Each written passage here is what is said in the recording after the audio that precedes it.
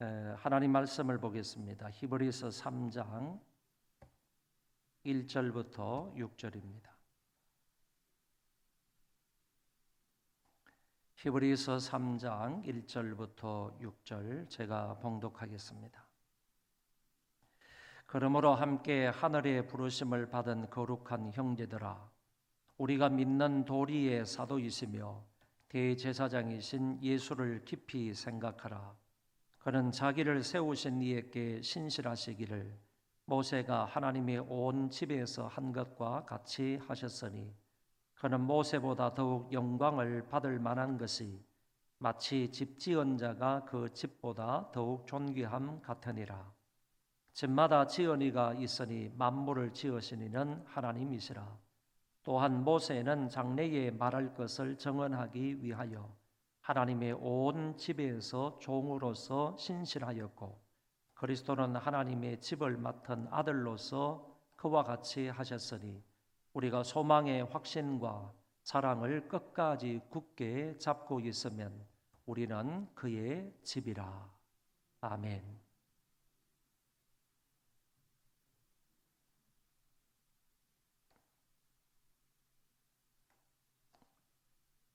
우리가 읽은 그 히브리서의 말씀을 누가 기술을 했는지는 아무도 모릅니다.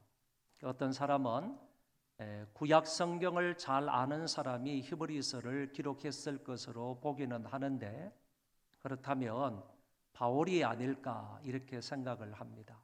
그렇지만은 바울이 다른 서신에서 쓴 그런 문체하고 히브리서에서 쓴 그런 문체하고를 비교해 볼 때 다르다 하는 사실을 들어서 바울이 저자가 아닐 거다 이렇게 주장을 하기도 합니다. 또 어떤 사람은 구약 성경에 막힘이 없었던 능통했던 아볼로라는 사람이 히브리서의 기록자일 거다 이렇게도 얘기를 하지만은 이건 역시 알 수 없는 일입니다. 또 어떤 사람은 사도행전과 그리고 누가복음을 기록한 누가가 히브리서를 기록했을 것이다 이렇게도 주장을 하지만은 성경에 내외적인 증거가 없다라는 사실입니다. 그래서 우리 모두는 대부분 히브리서의 저자를 알 수가 없다고 하면서, 옛날 오래전에 오리겐이라는 사람이 히브리서의 저자는 하나님만이 아신다 이렇게 말했던 말을 인용을 합니다. 히브리서의 저자는 우리가 잘 알 수가 없지만은 히브리서의 그 독자들, 이 히브리서를 받는 독자들은 어떤 독자들인가라는 것을 알게 됩니다. 그것은 바로 성경에 그렇게 기록되어져 있기 때문입니다. 이 당시 히브리서를 받아서 읽었던 독자들은 유대교에 있던 사람들이 그리스도교로 기독교로 개종을 했다가 다시 유대교로 돌아가려고 유혹에 직면한 그런 유대 기독교인들을 가리킨다 이렇게 볼 수가 있습니다.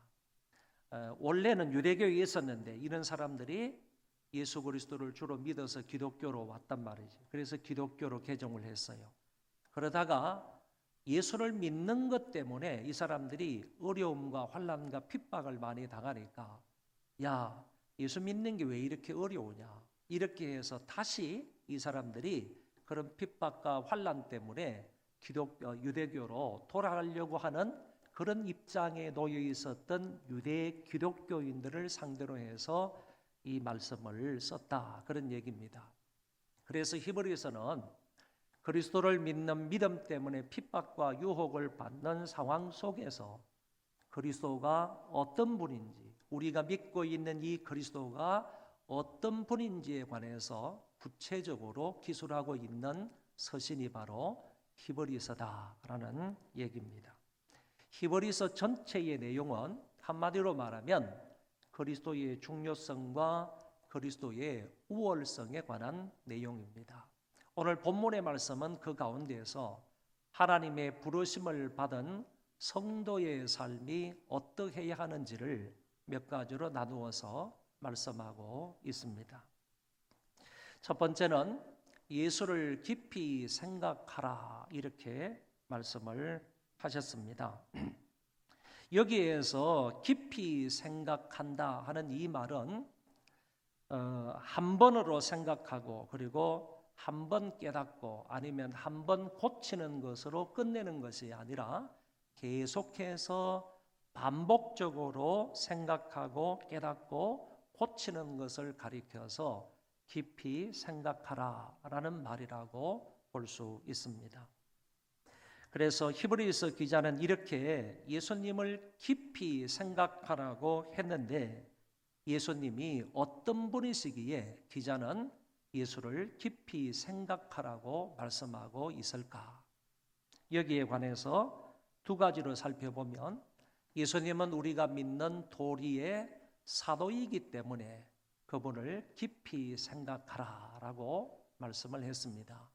여기 사도라는 말은 보냄을 받은 자다 이런 뜻을 가지고 있는 말인데 구약 성경의 이 말의 용례를 보면 가나안을 정탐하라고 모세에 의해 보냄을 받은 12명의 정탐꾼들을 가리킨다 이렇게 말할 수 있습니다.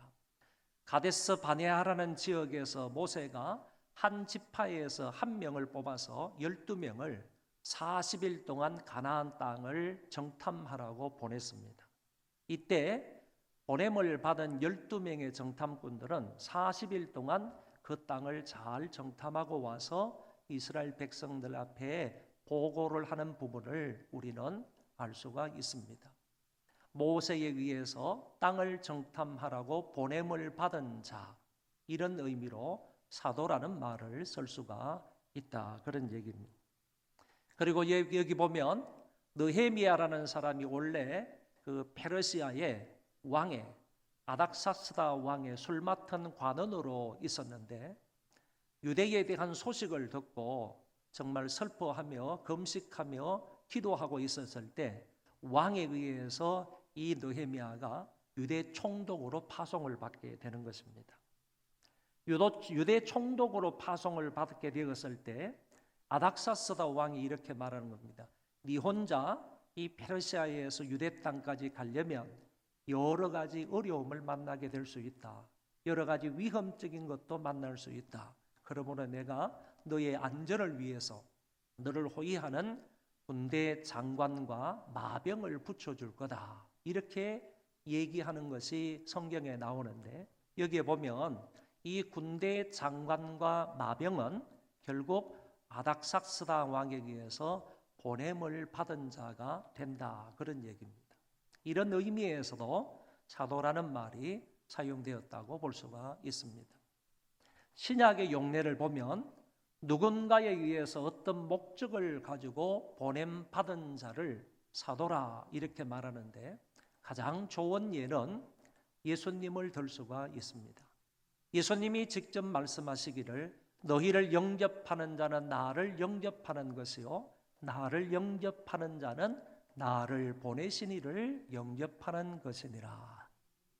여러분 우리가 성도들 믿는 신자들을 마음을 다하여서 사랑으로 영접을 하게 되면 그것은 곧 예수님을 영접하는 것이라고 그랬고 예수님을 영접하는 것은 곧 예수님을 보내신 하나님을 영접하는 것이다. 그런 말씀이에요. 여기에서 예수님은 하나님에 의해서 보냄을 받은 자이다라는 사실을 말씀해 주고 있더라라는 것입니다. 예수님뿐만 아니라 12사도도 있으며 그리고 바울과 바나바와 실라도 사도로 불림을 받고 있는 것을 볼 수가 있습니다. 이런 많은 사도들이 있지만은 이 사도들 가운데에서 가장 위대한 사도는 바로 예수 그리스도라 이렇게 말할 수 있겠습니다.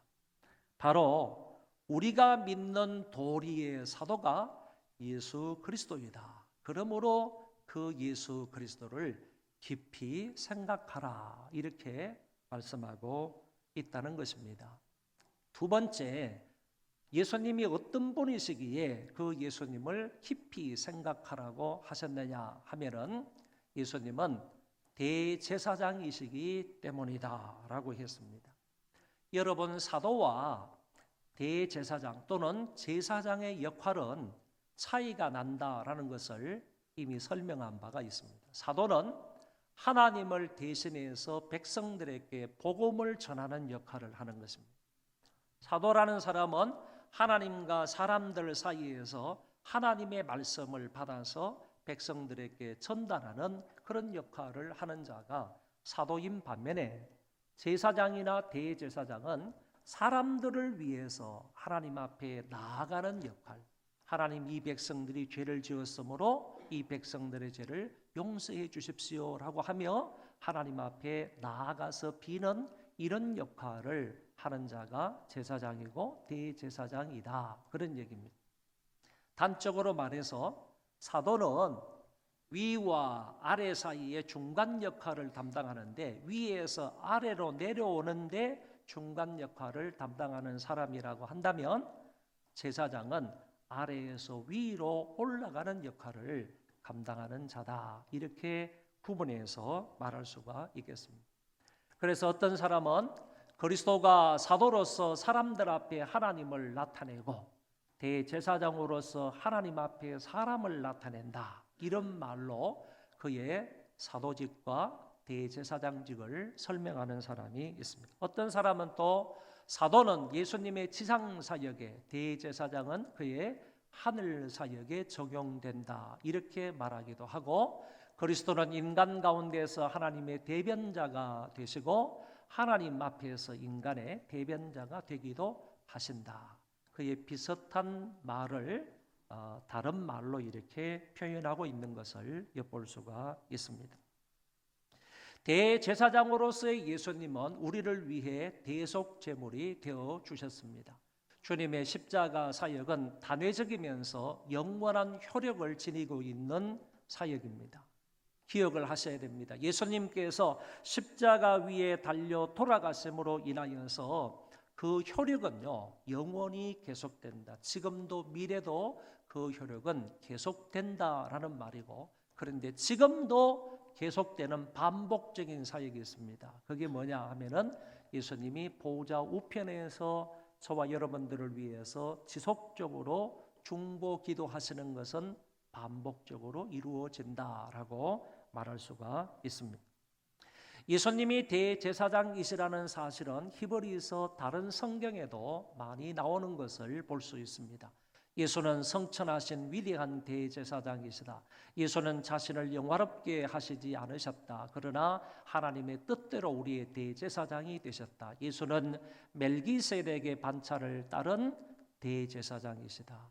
모든 대제사장은 아론의 반차를 따라야 되는 겁니다. 왜냐?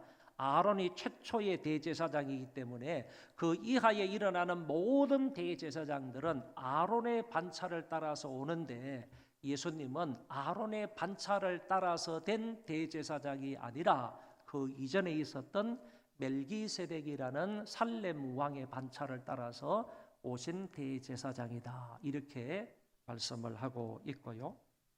예수는 우리의 필요를 채워주시는 대제사장이시고, 대제사장이신 예수는 하늘에서 하나님 보좌 우편에 앉아 계신다. 그곳에서 반복적으로 우리를 위해 중보기도 하신다, 이렇게 설명을 할 수가 있습니다. 이 외에도요, 히브리서 여러 성경에서는 예수님이 대제사장이시다라는 사실을 분명히 밝혀주고 있습니다. 그러므로 히브리서 기자는 예수가 대제사장이심을 분명하게 말씀하고 있으며 바로 그분을 깊이 생각하라고 말씀하고 있다는 것입니다. 비슷한 말씀이 4장에 나오는데, 그러므로 우리에게 큰 대제사장이 계시니 성천하시니 곧 하나님의 아들 예수시라. 우리가 믿는 도리를 굳게 잡으라.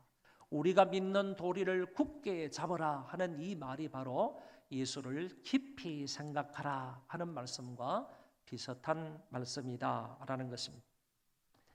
성도들이 믿는 것 때문에 핍박과 어려움을 당해도 우리가 믿는 사도시며 대제사장이신 예수를 깊이 생각하며 살아야 한다는 것입니다. 우리의 마음과 생각과 시선을 예수님에게 고정하여 살라라는 말의 뜻인 것입니다. 오늘 저와 여러분은 예수 그리스도를 깊이 생각하며 살 수 있기를 바랍니다. 우리의 마음과 우리의 시선과 우리의 생각과 모든 것을 예수님에게 고정하여 살아가는 자들이 되시기를 바랍니다. 두 번째는 예수님은 모세보다 우월하신 분으로 하나님의 집의 아들로 충성하신 분이다라는 사실입니다. 2절 이하의 말씀에 보면 집이다라는 말이 또는 하나님의 집이다 또는 하나님의 온 집에서 이런 말이 많이 나오는 것을 볼 수 있는데, 이 집이라는 말은 이런 뜻을 가지고 있는 것입니다. 하나님의 언약 백성들, 그리고 하나님의 권속, 그리스도인의 공동체, 교회, 이런 의미를 가지고 있다라고 생각을 하시면 되겠습니다. 그래서 모세가 하나님의 온 집에 충성을 다했다 하는 이 말은 모세가 하나님의 백성을 위하여서 충성을 다했다, 이렇게 해석할 수가 있는 것이고, 더 나아가서 예수님이 교회를 위하여 충성을 다하셨다, 이렇게도 해석할 수가 있겠습니다. 그러면 모세와 그리스도 사이에 그 충성을 한번 비교를 해보도록 하겠습니다. 간단히 보면 모세는 선지자로서 섬겼습니다. 그러나 그리스도는 가장 위대한 선지자로 섬기셨고요. 모세는 종으로서 충성을 다했으나 그리스도는 하나님의 아들로 충성을 다하셨고, 애굽의 노예 상태에서 백성들을 인도하는 역할을 모세가 했지만 그리스도는 죄의 노예 상태에서 사람을 인도하고 구원해내는 역할을 하셨습니다. 모세는 율법을 집행한 사람에 불과하지만은 그리스도는 그 율법을 성취하신 분이시고요. 모세는 그렇게 충성을 다하다가도 가끔씩 죄를 지었지만 그리스도는 죄가 없으신 분이시고, 모세는 죽어서 장사되었지만 그리스도는 죽은 자 가운데서 다시 살아나셨고요. 모세는 정죄와 구원할 수 없는 사역을 감당했지만은 정죄하고 구원할 수 없는 사역을 감당했으나 그리스도는 의로움과 영원한 구원을 주는 사역을 감당을 하셨고, 그리고 모세는 일시적 영광을 누렸습니다. 그러나 그리스도는 영원한 영광을 누리고 계십니다. 지금도 누리고 계시다는 얘기죠. 모세는요, 교회를 섬긴 일꾼에 불과하지만은 예수 그리스도는 자신의 피로 교회를 사시고 자신이 교회의 머리가 되셔서 영원토록 그 교회를 통치하고 계시는 분이다.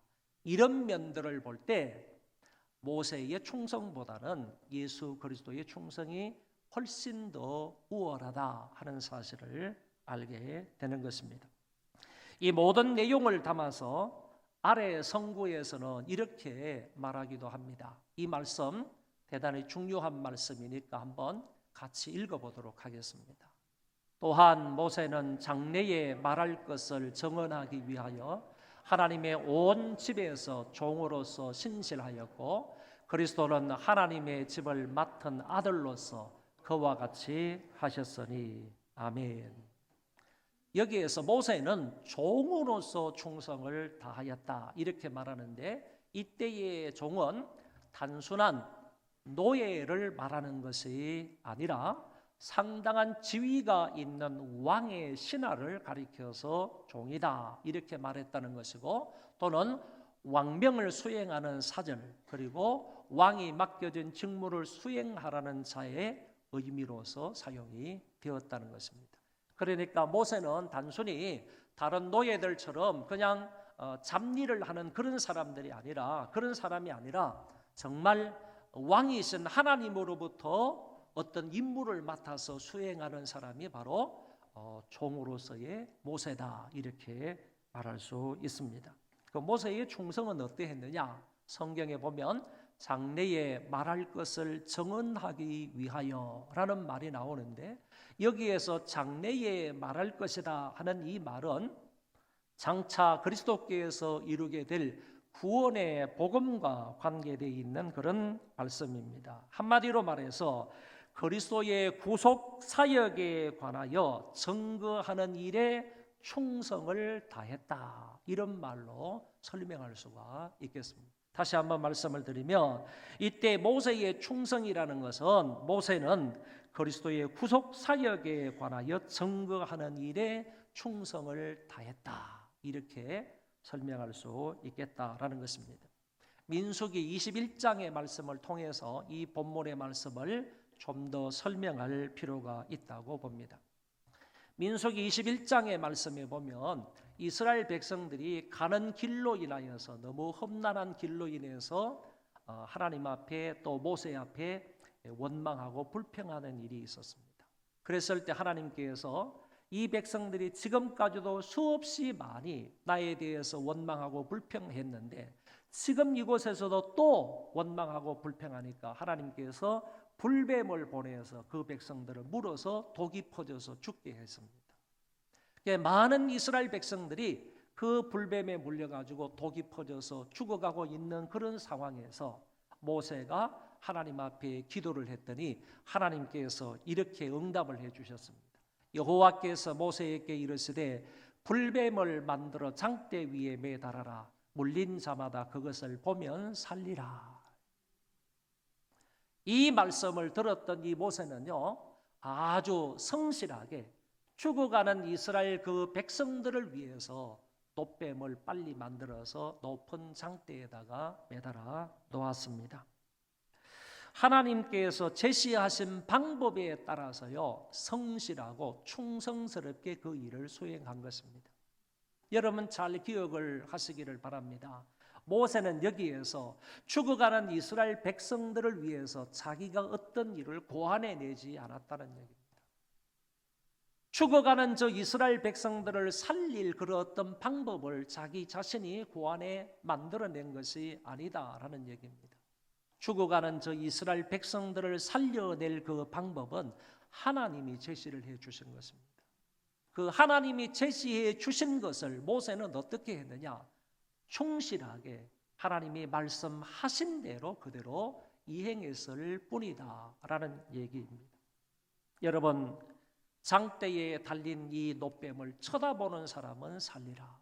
그래서 실제적으로 성경에 보면 많은 사람들이 다 죽어가더라도 지금 뱀에 물린 그 독이 자기 몸에 다 퍼져가지고 고통 가운데에서 띵띵 불어가지고 시퍼렇게 먹는 것처럼 되어서 죽어가는 그런 사람도 모세가 장대에 매단 그 놋뱀을 쳐다보는 사람은 그 순간에 다 살았다, 그런 얘기입니다.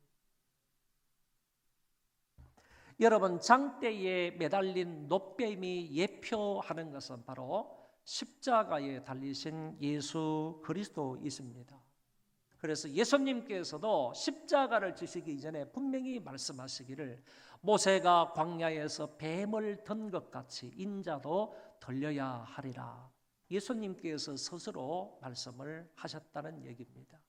그러니까 모세가 놋뱀을 만들어서 달았을 때 죽어가는 이스라엘 사람들이 그것을 쳐다보기만 하면 살았던 것처럼 내가 이제 십자가에 달리게 될 것인데 누구든지 나를 쳐다보는 사람은 그 영혼이 살리라, 이런. 나를 쳐다보고 나를 믿는 사람은 그 영혼이 살아나는 역사가 있을 거다 하는 사실을 주님께서 암묵적으로 말씀을 하신 것입니다. 여러분, 누가복음 9장에 보면 예수님께서 변화산에 올라가셔서 기도를 하시는 중에 신령한 몸으로, 영광스러운 몸으로 변화가 되시는 것을 읽어볼 수가 있습니다. 이때 누가 나타나느냐 하면은 모세와 엘리야가 나타납니다. 무슨 얘기를 나누셨느냐 하면은 그 모세와 엘리야가 예수님의 죽음에 관해서 얘기를 하더라, 그런 얘기입니다. 예수님의 죽음이라는 이 단어를 헬라어에서는 엑스도스라고 하는데 이거는 출애굽을 말합니다. 출애굽, 곧 구원을 말한다. 무엇에 관해서 주님께서 저 지금 하늘나라에 있는 그 모세와 엘리야가 나타나서 같이 얘기를 하고 있느냐 하면은 당신께서 십자가에 죽으실 것에 관해서, 죽음을 통하여서 사람을 구원하실 것에 관해서 말씀을 나누고 계셨다. 그런 얘기입니다. 좀 더 설명을 하면 이런 것입니다. 과거 모세가요, 민수기 여기에서 과거 모세가요, 장래 말할 것에 대하여서 충성스럽게 말했던 사람이라 오늘 그렇게 말하고 있지 않습니까? 히브리서 기자는. 그러니까 앞으로 그리스도께서 나타나셔서 구원 사역에 관해서 구원 사역을 이루시고 그 구원 사역에 대해서 말씀하시고 복음을 말씀하실 것인데, 그것에 관해서 모세가 아주 오래 전에 예수 그리스도의 구원 사역에 관해서 증언하는데 충성을 다했다는 거예요. 그러다가 모세는 죽어서 하늘나라로 갔잖아요. 예수님이 오셨습니다. 예수님께서 이제 십자가를 지시기 이전에 모세와 엘리야가 나타나서 다시 한번 그 얘기를 나누었다는 거예요. 과거에, 아주 오래전 과거에 그 모세가 예수 그리스도의 구속 사역에 관해서 말씀을 하시는데, 사람들에게 전파하는데 충성을 다했던 그 모세가 그리스도의 십자가를 앞에 두고 모세가 그리스도에게 나타나셔서 그리스도의 그 구속 사역에 관해서 다시 한 번 더 말씀을 나누시는 장면을 여기에서 엿볼 수 있다. 그런 얘기입니다.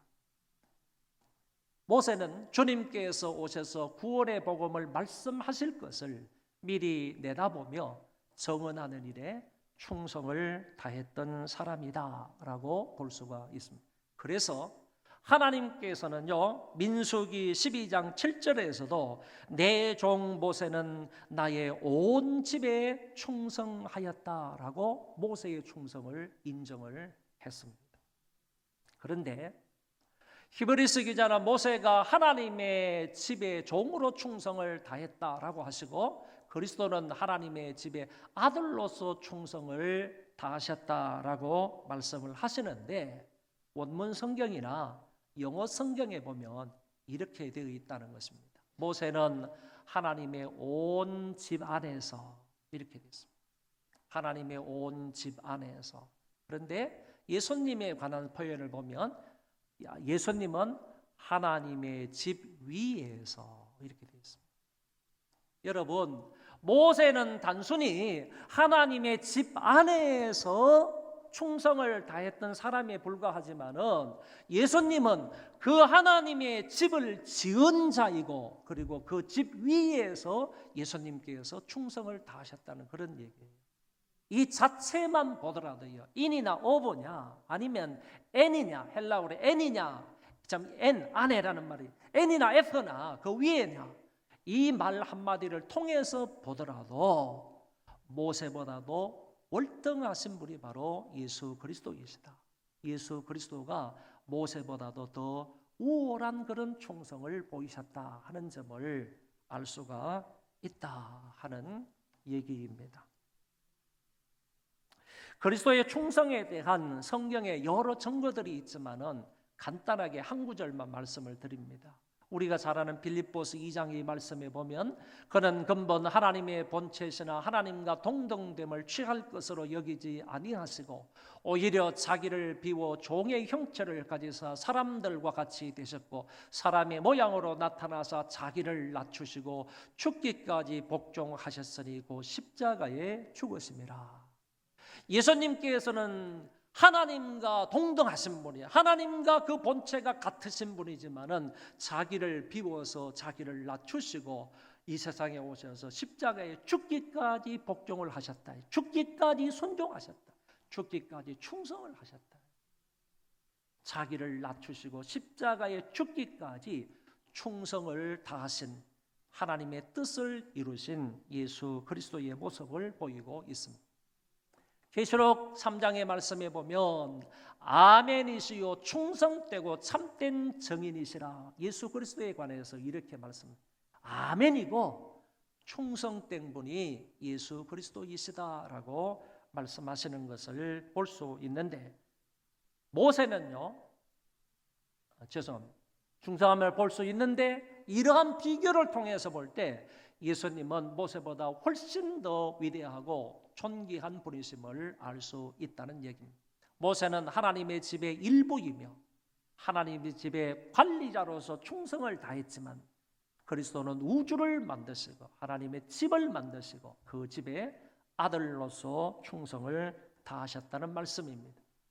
예수 그리스도께서 하나님의 집에 아들로서 충성을 다했다 하는 이 말은 무슨 뜻이냐 하면은 그리스도께서 대속제물이 되셨다라는 의미이고 그분이 부활하시사 하나님 우편에 앉으셨다라는 말씀이고 더 나아가서 우리를 위하여 그곳에서 중보기도 하시며 교회의 머리가 되셔서 영원토록 통치하시는 분이 되셨다 하는 의미를 담고 있습니다.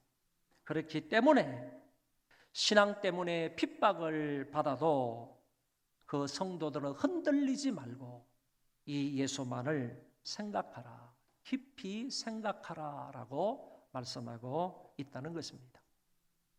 마지막 세 번째는 하나님의 집으로서 우리의 역할이 있습니다. 그 역할을 감당하는 삶이 되어야 한다는 말씀입니다. 6절에 보면 우리가 소망의 확신과 자랑을 끝까지 굳게 잡고 있으면 우리는 그의 집이라 그랬습니다. 여러분, 교회가 교회의 제 기능을 감당하지 못하면 교인으로서 얼마나 가슴 아픈 일입니까? 성도가 성도다운 모습을 보이지 못하면 우리 자신들이 얼마나 안타까운 마음을 갖겠습니까? 우리가 하나님의 집으로서의 해야 할 역할이 분명히 있는데 그 역할이 무엇인가? 오늘 여기 6절 말씀을 근거로 해서 두 가지로 말할 수 있습니다. 첫째는 소망을 담대히 해야 한다. 이 말은 확실하게 소망을 붙들고 있어야 된다. 그런 얘기예요. 여기에 담대하다 하는 이 말은 신뢰를 나타내는 것이고 하나님 앞에서의 신앙의 확신과 담력을 나타내는 의미입니다. 그러니까 소망을 확신해라. 이 소망을 확신해. 네가 가지고 있는 소망이 뭐냐? 정말로 나에게 예수 그리스도를 믿는 믿음 안에서 천국에 대한 소망이 확실하냐? 이거예요. 확실하냐? 소망을 담대하게 붙들고 있으라. 여러분, 소망이 확실하다 그러면 유혹과 핍박이 온다 할지라도 흔들릴 수가 없는 거예요. 어떤 환난과 핍박이 다가온다 할지라도 우리가 가지고 있는 이 천국에 대한 소망만 확실하다면 흔들릴 수가 없다. 그런 얘기입니다. 소망이 확실할 때 그 안에서 기쁨과 감사가 나올 수 있는 것이고 주님의 일에 열심을 다하고 충성을 다할 수 있게 되는 것입니다. 소망이 확실합니다. 정말로 내가 바라보는 그 천국에 대한 소망이 확실한 겁니까? 여러분은 정말 천국에 대한 소망을 분명하게 가지고 있는 겁니까? 가지고 있다면 우리가 이 세상에서 어떤 어려움과 환난과 핍박을 당한다 할지라도 소망 중에 앞을 향해 전진해 나갈 수 있는 거예요.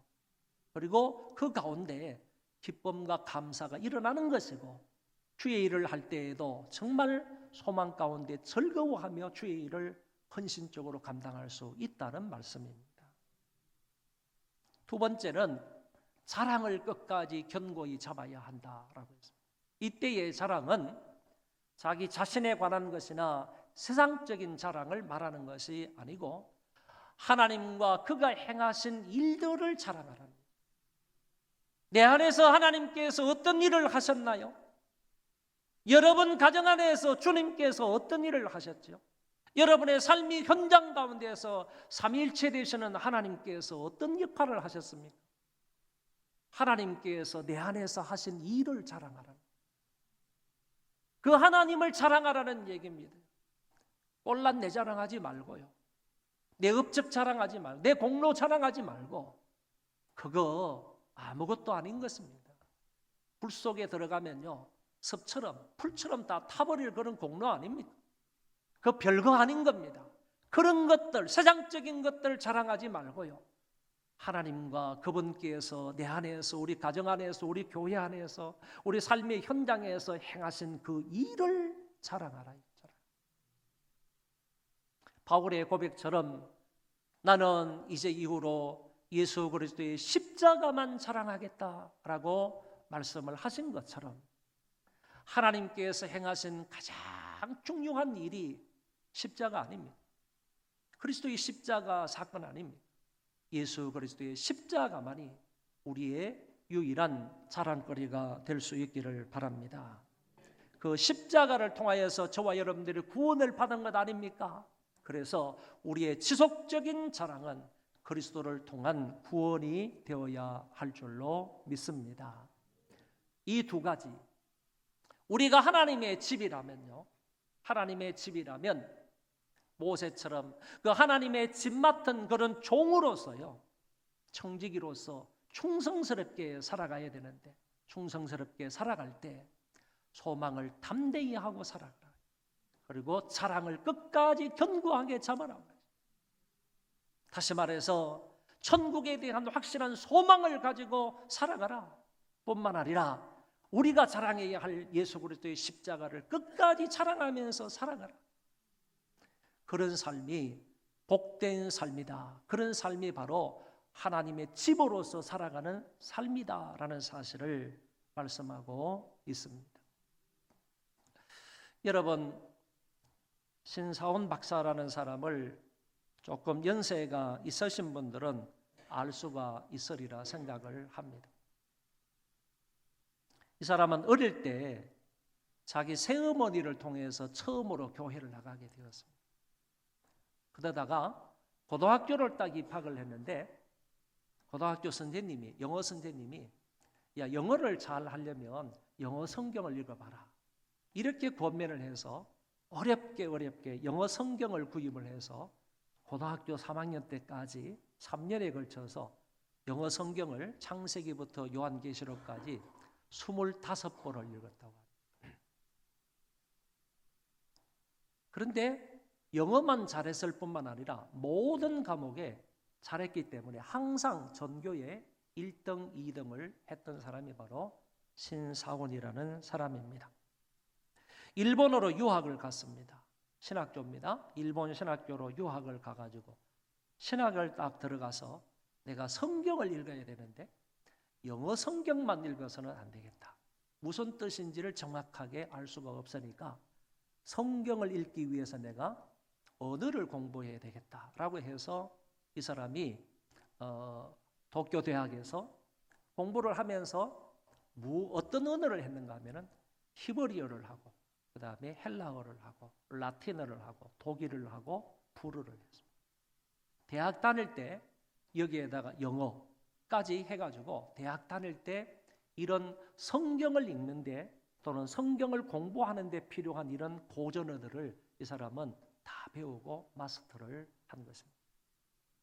그리고 나서 일본에서 다시 미국으로 유학, 프린스턴 신학교에서 박사학위를 받고 그런 대학에서, 미국 대학에서 교수 생활을 하다가 국내에 들어오셔서 서울대학교의 종교학과 교수가 된 것입니다. 이 사람은요, 미국에서 교수 생활을 하기 이전까지 15개의 국어가 능통했다고 합니다. 15개의 언어를 능통하게 구사를 했던 사람이 바로 신사원 박사였습니다.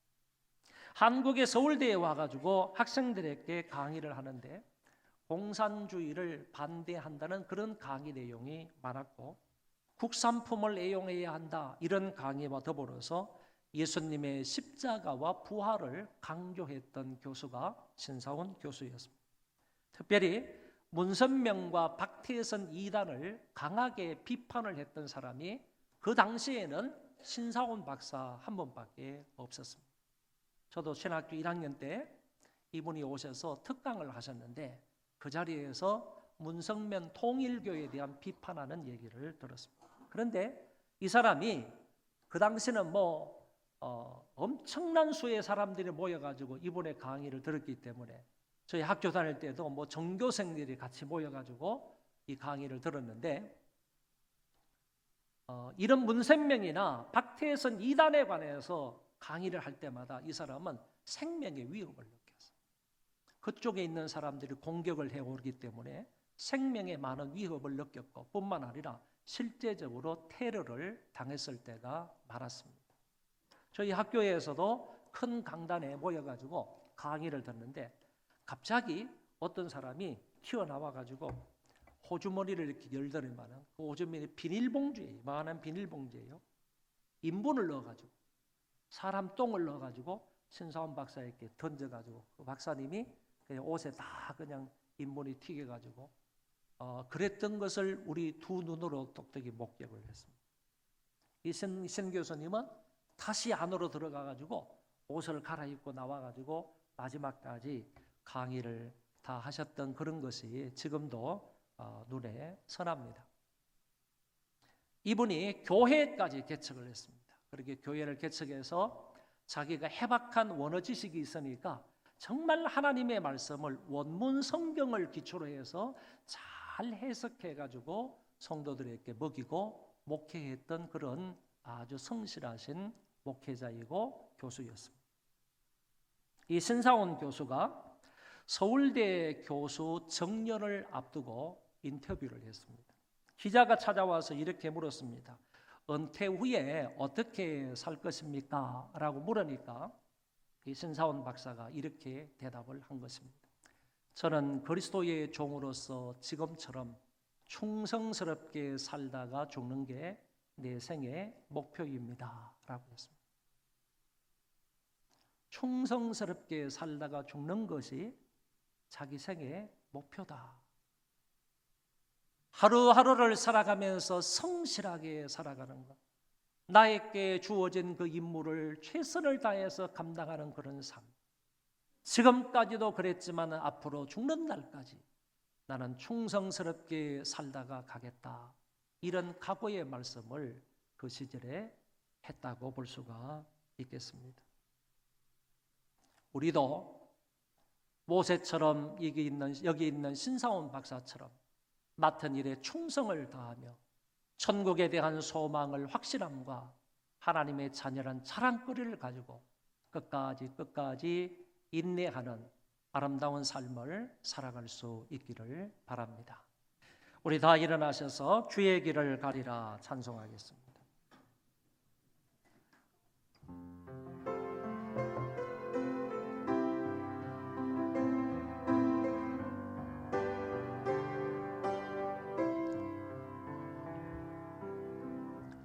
비바람이 앞길을 막아도 나는 가리 주의 길 가리 눈보라가 앞길을 가려도 나는 가리 주의 길 가리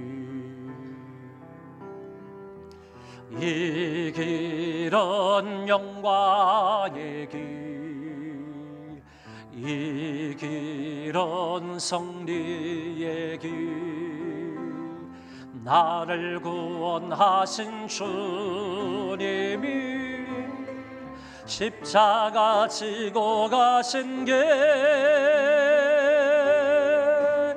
나는 가리라